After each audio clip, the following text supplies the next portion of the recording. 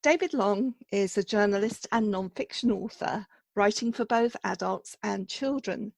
His book of real-life survival stories, titled Survivors, illustrated by Kerry Hindman and published by Faber, won the Blue Peter Best Book with Facts Award.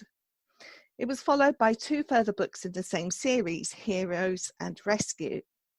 David has also written several books for Wide-Eyed, including the Magnified series, Diary of a Time Traveller, When We Walked on the Moon, and When Darwin Sailed the Sea. Viewing David's backlist, you'll detect recurring themes and subjects, which include exploration, human achievement, a fascination with London, and an interest in eccentricity, characterised perhaps by the title of one book, The Hats That Made Britain. Today we're going to be talking about one of his interests, cars and transport, and David's most recent book is called Magnificent Machines, published by Faber in November 2020. So David, welcome to In the Reading Corner, and thank you so much for joining us. Thank you very much. So we're going to talk a little bit about your book, Magnificent Machines. But before we do that, I wonder if you can tell us how you made the journey towards writing for young people. I was a journalist for 25 years, which I enjoyed a lot. But most journalists at some point think about writing a book. And eventually my chance came because I was asked to ghost write a book for somebody else. And I quite enjoyed doing it. And it won an award. And after doing 5 or 6 books for other people, I thought I'd do one under my own name. And that was a book for adults called Spectacular Vernacular, which was about eccentric architecture in London. And I eventually ended up writing a book about the Dickon Medal, which is the animals VC. And indeed, that's what the book was called. And my agent looked at it and said, this could make quite a good book for children if it was, it would have to be remodeled quite a lot because it was quite a large book and a dense book, and a lot of it is not happy reading. And he put me on to another agent who does children's books. And between the two of us, we came up with a plan to do a book about the important role of animals in war, which is a major theme that goes back thousands of years. And the result of that was Heroes, which you mentioned earlier. And I really enjoyed writing for a younger audience. And as significantly, it has to be said, I found I loved listening to children's questions, which were engaging and intelligent. Whereas often, if you write books for adults, non-fiction, often they're trying to catch you out. Whereas children, if they don't like your book, they just ignore your book. Adults, if they don't like your book, have to tell you why they didn't like your book. So I just found that I enjoyed writing for children and I enjoyed engaging with the readers. And that kind of set me off on a path, really. And now I've written far more books for children than adults. What a wonderful assessment that is of writing for young people. And like you, I think children and young people, if they're allowed to, will ask you the questions that they really want the answers to. Yeah, I think that's right. I'm also amazed at how many of them ask me, how did you become a writer? What made you want to be a writer? And what do you like most about being a writer? Because when I was I'd wanted to do this since I was a teenager. But when I was 10 or 11, I don't think I even knew authors existed. I just liked the stories. But a lot of young readers are fascinated by the process of producing a book. And they want to know how long it took to write, how long it took to get published, and all those questions which make you realise that they're thinking about this in a really interesting way, not simply about how good or bad the story is, but how the story came to be created. And I love all of that. Now, it's interesting there because you've mentioned the word story 3 or 4 times in what you've just said. And we're talking here about non-fiction writing. But Yes. What's evident to me is that you love the stories behind the things that you're writing about, and that's what you're conveying to your readers. Yeah, absolutely, I do. And I think that's probably got something to do with 25 years as a journalist, because if you don't engage your reader fairly early on, you've lost them. So that's the starting point. And then the other thing, I like trying to smuggle information in under the guise of entertainment. And I think that's also something which journalists learn and which children respond to. So if you take my book Survivors, lots of people have said how inspiring those stories are, which is, I hope, true, because they show how ordinary people can achieve extraordinary things. But mostly they're stories which are really exciting. And even though you know the end, because I've called the book Survivors, it's interesting to see how they get there. And a lot of children enjoy the tension and the excitement and the gore, if it's kind of a gruesome story. But most of all, I want them to go away with the kind of factual basis of what happened there and how it happened and why it's remarkable that it should happen. So it's explaining things without anybody realizing you're explaining things. Which is also really interesting, because you manage to do that to entertain your reader without resorting to what sometimes can be an overemphasis on the scatological, as though that's the only way to draw them in. But you treat your subject with a seriousness as well. Well, I do try to, and I think, a children's story has to be relatively short, so if you've only got 1,500 or 2,000 words for a story, you then really have to work out what are the important themes, which bits am I going to leave out, which am I going to put in, because it's important that your representation is true and accurate, but at the same time, you can't sometimes get too bogged down in the nitty-gritty in a way that you might do with an adult book. So my book about the Dickens Medal for grown-ups was, 1.5 inches thick and very dense, because I wanted to say everything. Whereas for the children, you'll lose them if you present a story in that form. Do you think, in a sense, that having written for children, if you go back and write for adults, there are things that you've learned that would inform your writing for adults? Yes, I think it does a bit, because you have to have a simpler sentence construction, for example, and sometimes you realise that's actually a better sentence. Quite often, if I look at some of the first books I wrote, I'd probably do it differently now, because if you're writing for children, clarity is much more important. So it does inform it in that way. Interesting. Anyway, we're going to get onto your book in a moment, but before we do that, looking at at the body of your writing, I was intuiting that you probably, maybe naturally, enjoy writing about the things that interest you. Yes, so definitely. does writing afford you the opportunity to follow your passions? It does, absolutely, because very often I'm writing the kind of books I like to read, and on a couple of occasions I've written them because they haven't existed. And that's also very exciting. So I don't think I've ever written a book about a subject that doesn't appeal to me. And I suppose the trick is to find something that appeals to me and hopefully thousands of other people. So if we come to Magnificent Machines, yeah, you've written several books that are not necessarily about magnificent machines, but they do connect in some way. So I think you've written about Henry Ford and about classic cars, and a great book with the title Blood, Sweat and Tires. That's a good title. So I wondered whether these machines are a lifetime interest, or is it one that you've acquired more recently? No, they're a lifetime interest. As a child, I was extremely interested, probably tediously interested in cars and aeroplanes. Then when I learned to drive, I realized, I can have a car, whereas I can't have an aeroplane. So the cars took over a bit. And for much of the 25 years as a journalist, probably 3/4 of what I did was writing about cars. So I've driven thousands of cars and written about thousands of cars. So this book revisits childhood passions in a way. So they're not all cars and aeroplanes, but as you've seen, there's a lot of that in there. So these things are still things which interest me a lot.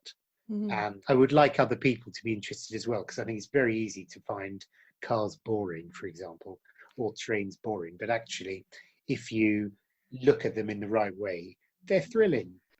So you've selected 32 machines, I think it is, and you've written about them chronologically. And we start with the Benz motor wagon and is it a PAL V or PAL 5? PAL 5. Okay, I should know, but I wasn't sure.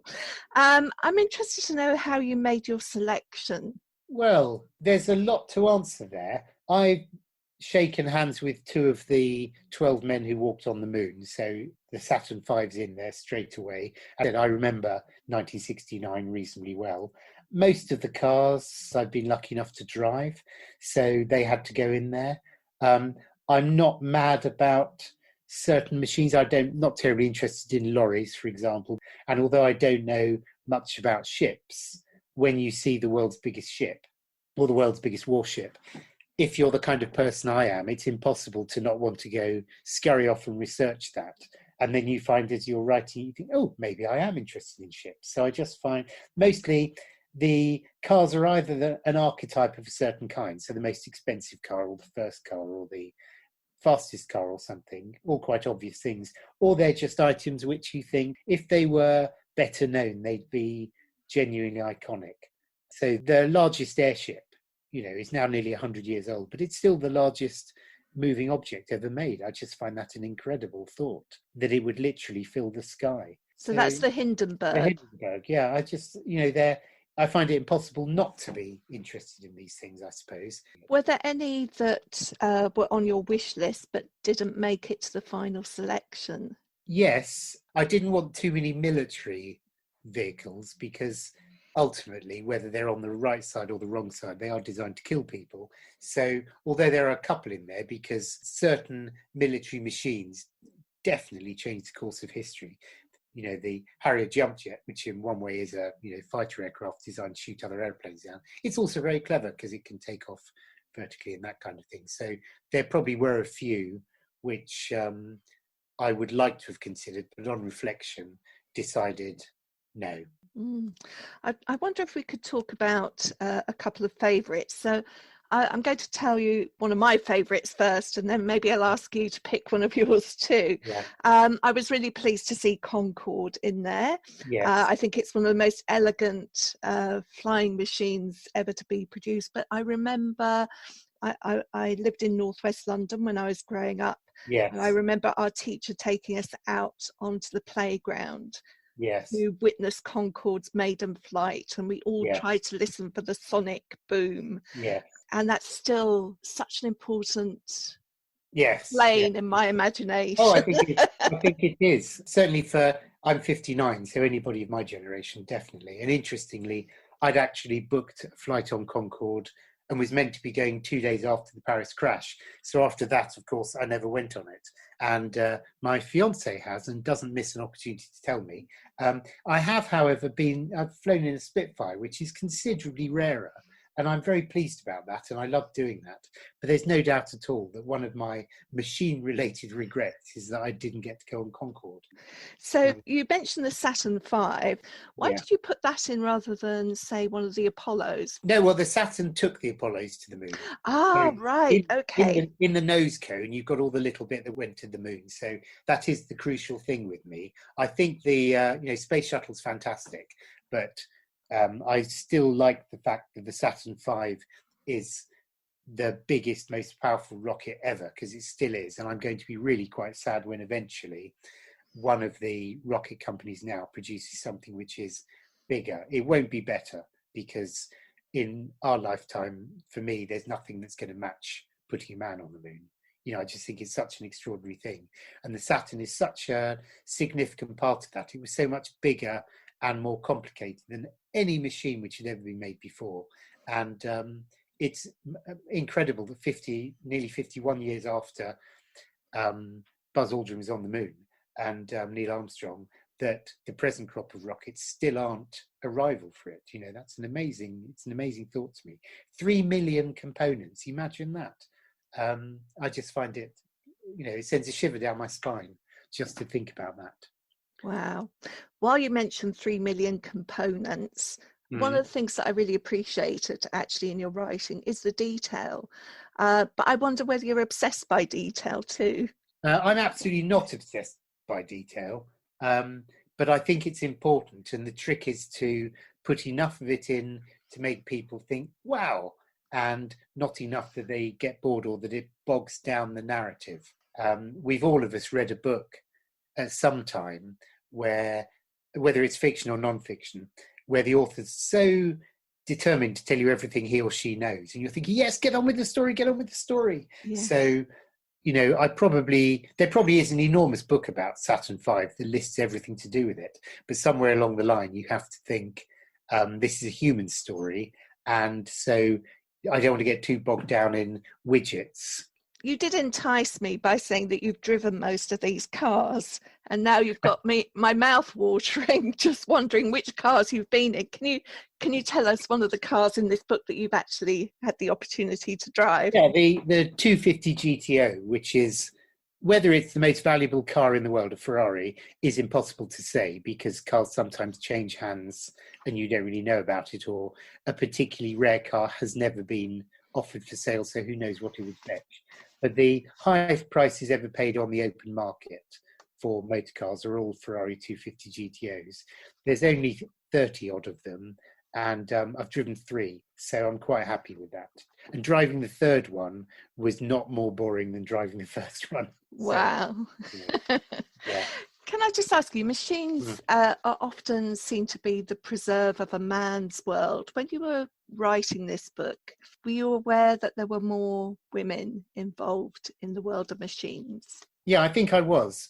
When I spent 25 years writing about cars, to begin with, most of the women I knew were honestly not that fussed about what their car was, as long as it started in the morning. And by the time I finished, I had a lot of female friends who were not interested necessarily in how their car worked or whatever, but the car they drove had become quite important to them. And also, writing about the motor industry for so many years, there were honestly as many women involved in the industry as a whole as there were men. You know, there may well have been more men on the shop floor, I don't know. But in the office end of the motor industry, I met as many women as men. So I kind of am aware of that. And I think it's important to stress that as well in a funny sort of way. Otherwise, from the author's point of view, otherwise the machines might look just like boring boys' toys. And they're not really. These machines are world changing. I used to find it quite frustrating if people used to go, God, cars are so boring. What is there to say?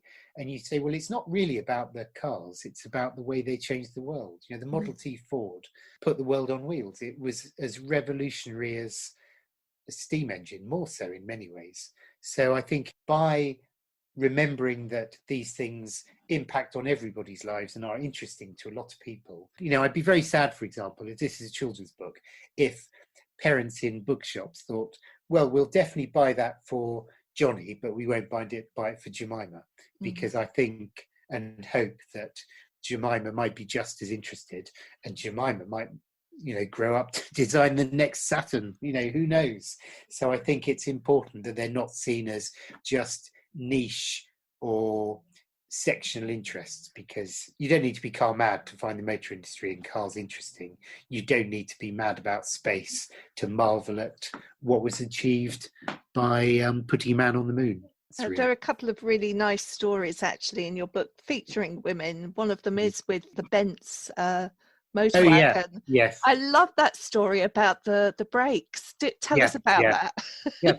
Well, Benz's wife took the car for a drive, I mean, to go and see friends or family. And the brakes didn't really work very well because everything was totally experimental in those days. And it was her idea to put leather pads onto the wooden blocks.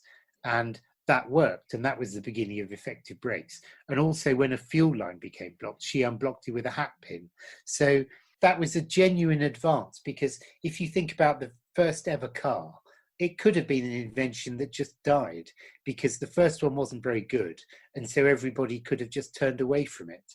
And so it was important that you can see that this has some potential to survive and thrive. And I think the fact that it was Frau Benz as well as Herr Benz becomes quite an important thing, because then again, it looks like something which everybody might be interested in. So many of the stories are about the biggest, the best, the fastest. And one that stands out is the Gossamer Albatross, which seems to look backwards to earlier attempts at flight rather than forwards in so many ways. It does and it doesn't. I mean, obviously structurally it does, because it's effectively a man-powered glider, but it used some quite advanced materials, and also it's the most ecological journey ever made by an aeroplane because a man pedaled across the channel. So, you know, I remember that one quite well. I also like the contrast with it because it's round about the same time as the fastest plane ever made. So who doesn't like that? This is the slowest plane ever made. But I know what you mean. It is retro, but at the same time, it's eco. So I thought that was, I quite like the idea of that. And I think from a young reader's point of view, most of the readers can probably ride a bike. Imagine pedaling an aeroplane across the channel. What's not to like about that? Yeah, it's a sort of ET moment. It's It is. amazing. Yeah, no, that's nicely put. It is. Did you think, as you were doing the research for this, that some of it was showing the vainglorious as well as the marvelous? Yeah, absolutely. I think whilst I love cars, I don't find motor racing very interesting at all. But it's very easy to say racing teams always insist that racing improves the breed. So it leads to improvements in the cars we drive, which it does to a much smaller extent than it used to be. But no, I think there's a lot of vainglory in there. And some of the machines in this book are quite practical and have a job to do. And some of them are showing off. It doesn't mean they're worthless, because technological advances are a thing in themselves, but there is an aspect to that. And in fact, although I put the most expensive car in there, I don't really like the fact that nowadays people are likely to look at a 250 GTO and think that's the most expensive car, rather than that is a remarkable machine. So when I wrote the Henry Ford book, for example, the Model T Ford wasn't fast, it wasn't particularly sophisticated, but it revolutionized everything. Henry Ford famously was not a fan of market research. And he said, because if I asked people what they wanted before designing the Model T, they'd have said, build me a faster horse. And so he really was thinking outside the box. And a lot of machines do that. So although in a way you can appeal to a young audience by saying this is the biggest one ever or the fastest one or whatever, I've tried to stress in here what makes them remarkable other than that. Yeah. I'd like to talk a little bit about the writing. I have an observation which may or may not be true, but your writing has a kind of classic non-fiction tone, which reminds me quite a bit of the books that I read when I was younger, where the writer had a real voice that came through. And I think from reading lots of non-fiction as a teacher over many years that we've been through a period where the writing has been rather bland. I think we're coming out of that now. Right. Whether that's something that you have observed or noticed at all. Well, I'm very pleased to hear you say that, but I have to say that I don't know that because, or rather I've got your word for that, because until I started writing children's books, I hadn't really thought about them for years. And when it comes to my own writing, I wouldn't say it's effortless, but I just sort of write in the way I write. And fortunately, some people like that. So I think I'm lucky in that regard. And I'm also lucky because other people who know much more about the children's book market than I do have said this is a bit of a golden era for children's nonfiction. So maybe I arrived at the right time and the style I write in kind of fits. So I have one last question for you, actually. Yes. And I want to kind of project ourselves into the future and to hazard a bit of a guess. What do you think would the next great or magnificent machine could be that hasn't yet been invented? Crikey. I don't know, two things, I suppose. One is the PAL V, the flying car. That could be one of them, because we've been promised flying cars since I was about 7 and we still don't really have one. So that one could come actually to fruition and people might buzz around the skies. I think that's quite hard to imagine, but that one might happen. And then beyond that, I really don't know what the next machine will be. Although I do think there's going to be something which is quite scary about human machine interfaces. So whether the most amazing machine of the next 20 years is going to be replacement limbs that function like real ones. Do you know what I mean? That kind of thing. I do. We're getting into the whole cyborg kind of. Yes, I think so, because in a certain way, airplanes can get cleaner, that's for sure. I don't know how much safer they can get, and I don't know what point there is actually in making them go much faster, which is probably one of the reasons why there hasn't been a replacement for Concorde. And the same with cars. We need cars which are cleaner, and smaller, but I think we're looking at evolutionary improvements rather than something revolutionary. And it's the same thing if you look at super tankers that might have sails, so they use less oil. Again, that's kind of evolutionary. And I'm just not enough of a visionary to come up and guess something completely new that no one's thought of yet. So I think the development I'm most looking forward to, though not without trepidation, is this kind of cyborg thing. Wow, fascinating. And it has been a fascinating conversation, David. I feel I could talk to you for hours, but let's do it again. Let's do it when there's when there's a next book. That would be great. Thank you so much for taking time out today to talk to us in the reading corner. I've enjoyed it. Thank you very much, Nikki. Thanks for listening to In the Reading Corner with Just Imagine. If you have enjoyed this podcast, you can find many more on the podcast section of our website, justimagine.co.uk, plus via iTunes or SoundCloud or your usual podcast provider. Don't forget to pass the pod and recommend this fantastic free resource to your friends and colleagues.